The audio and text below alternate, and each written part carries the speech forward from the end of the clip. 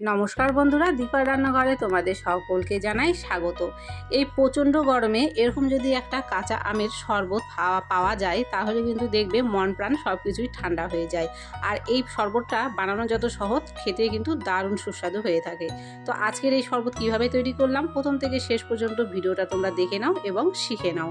কাঁচা আমের শরবত তৈরি করার জন্য প্রথমেই আমাদের লাগছে আম। আর এখন কিন্তু আমগুলো বেশ বড় বড় হয়ে গেছে, আমের ভেতরে কিন্তু আটি হয়ে গেছে। তো এখানে দেখতেই পাচ্ছ আমি বেশ বড় সাইজের দুটো আম নিয়েছি। তারপরে আমের খোসাটা ছাড়িয়ে আমটাকে ধুয়ে নিয়েছি। এবারে নিয়েছি একটা গ্রেটার, আর গ্রেটারের সাহায্যে আমি আমটাকে গ্রেট করে নিচ্ছি। গ্রেটারের সাহায্যে আমটাকে গ্রেট করে নেওয়ার ফলে যখন আমরা শরবতটা তৈরি করব তখন কিন্তু আমটা খুব সহজেই গলে যাবে।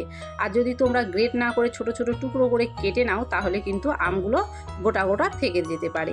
সেই জন্য এইভাবে একটু গ্রেট করে নেওয়ার চেষ্টা করবে, তাহলে আমগুলো কিন্তু খুব সুন্দরভাবে যখন ব্লেন্ড করব তখন কিন্তু নরম হয়ে যাবে। এখন দেখো এখানে দুটো আমি গ্রেট করে নিলাম, আর দুটো আমের কিন্তু অনেকখানি শ্বাস বেরিয়েছে। এবারে নিয়ে নিচ্ছি একটা মিক্সির জার, আর মিক্সির জারের মধ্যে সবটুকু আম কিন্তু আমি দিয়ে দিচ্ছি। আর এখানে আরও কিছু উপকরণ আজকে ব্যবহার করব, আর খুব সাধারণভাবে কিন্তু আজকের এই রেসিপিটা আমি তোমাদেরকে দেখিয়ে দিচ্ছি। এখানে দিয়ে দিচ্ছি একদমই ছোট সাইজের একটা কাঁচা লঙ্কা, আর নিয়েছি একটা লেবুর অর্ধেকটা। তো অর্ধেকটা লেবুর রস এখানে আমি কিন্তু দিয়ে দিচ্ছি। লেবুর রসটা অবশ্যই দেওয়ার চেষ্টা করবে, এতে করে কিন্তু এর স্বাদটা খুব সুন্দর আসে। এবারে দিয়ে দেবো 1 চিমটে পরিমাণ লবণ, আর দিয়ে দেবো স্বাদ মতো চিনি। আমটা কতটা টক তার উপর নির্ভর করে কিন্তু মিষ্টিটা ব্যবহার করতে হবে। আর এখন দিয়ে দেবো কয়েকটা বরফের টুকরো। এবারে এর মধ্যে দিয়ে দেবো হাফ গ্লাস মতো জল।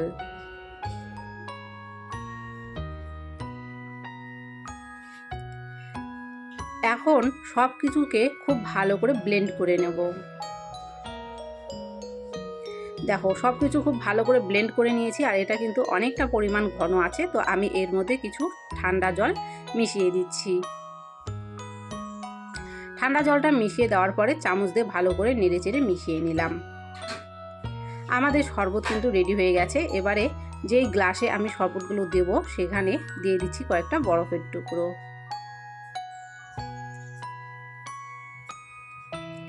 এবারে গ্লাসের মধ্যে শরবত ঢেলে দেব।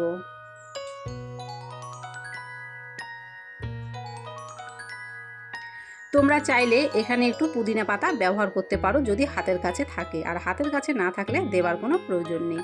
তো দেখো খুবই সহজে কিন্তু আজকের এই মন প্রাণ ঠান্ডা করা শরবত রেডি হয়ে গেল। তো আজকের এই কাঁচা আমের শরবত রেসিপি তোমাদের কেমন লেগেছে অবশ্যই কমেন্ট করো। ভালো লাগলে অবশ্যই লাইক করো, ভিডিওটা শেয়ার করে দিও, তাহলে অনেকেই এই ভিডিও থেকে শিখতে পারবে কাঁচা আমের শরবত কীভাবে তৈরি করতে হয়। যদি চ্যানেলে নতুন হয়ে থাকো, চ্যানেল যদি সাবস্ক্রাইব করা না থাকে অবশ্যই চ্যানেলটি সাবস্ক্রাইব করে পাশে থাকা বেল বাটনটি প্রেস করে দিও, তাহলে আমার দেওয়া ভিডিওগুলি সবার আগে পৌঁছে যাবে তোমাদের কাছে।